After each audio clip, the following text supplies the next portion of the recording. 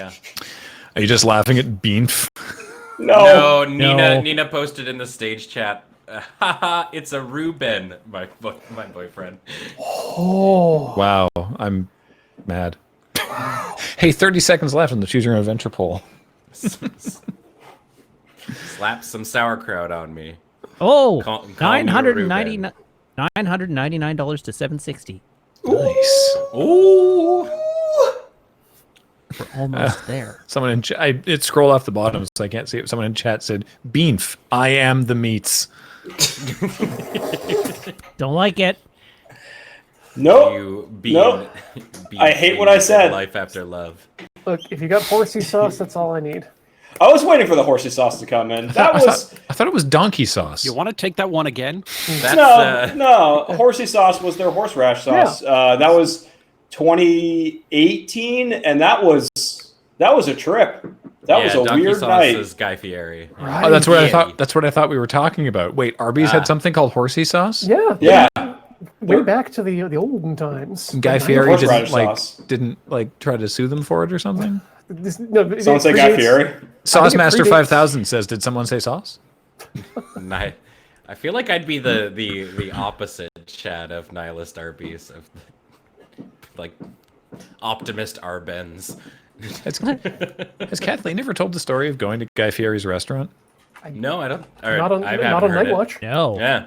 Because it was right after that, hilariously, comedy review in the New York Times talking about how terrible it was.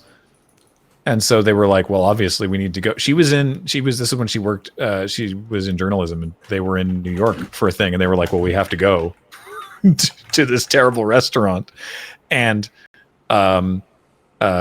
Rachel Ray was filming there to film a bit to basically defend the restaurant because they were friends, and so they were going around interviewing people to be like it's not that bad, right? To interview people. And they interviewed her friend Mike, and he was like these drinks are terrible or whatever, and then the crew walked away, and Kathleen was like, well, they're not going to use that footage. Why? Well, they didn't ask you for a release. They didn't make you sign a release. They know they're not going to use that footage. And then a producer came back and was like, I need to get you to sign a release. Because they need to get them to sign a release anyway. They did not use that footage. But I just love that they were there while the Rachel Ray Show was trying to film a support piece for Guy Fieri's terrible restaurant. Yeah, that review was incredible. The original New York Times restaurant review of it. Yeah. For example, did Rhode Island's supremely unhealthy and awesomely good fried calamari, dressed with garlic butter and pickled hot peppers, end up in your restaurant as a plate of pale, unsalted squid rings, next to a dish of sweet mayonnaise with a distant rumor of spice? How did Louisiana's blackened Cajun spice treatment turn into the ghostly nubs of unblackened, unspiced white meat in your Cajun chicken Alfredo? How did nachos, one of the hardest dishes in the American canon to mess up, turn out so deeply unlovable? Why augment tortilla chips with fried lasagna noodles that taste like nothing except oil? Why not bury those chips under a properly hot and filling layer of melted cheese and jalapenos instead of dribbling them with thin needles of pepperoni and cold gray clots of ground turkey?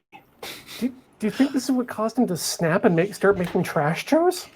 I understand Guy Fieri to actually be a pretty cool guy. Yeah.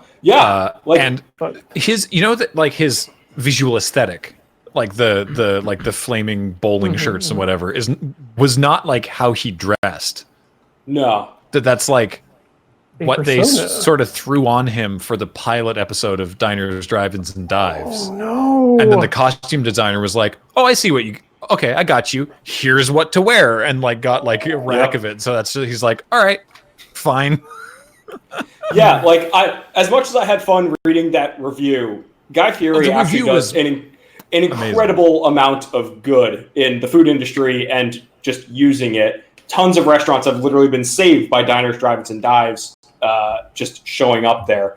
But the review of this restaurant is absolutely incredible. Really funny. This person then did get a whole bunch of flack of why is the New York Times major restaurant reviewer going to a chain restaurant from a Food Network personality and expecting something? You know what this is for.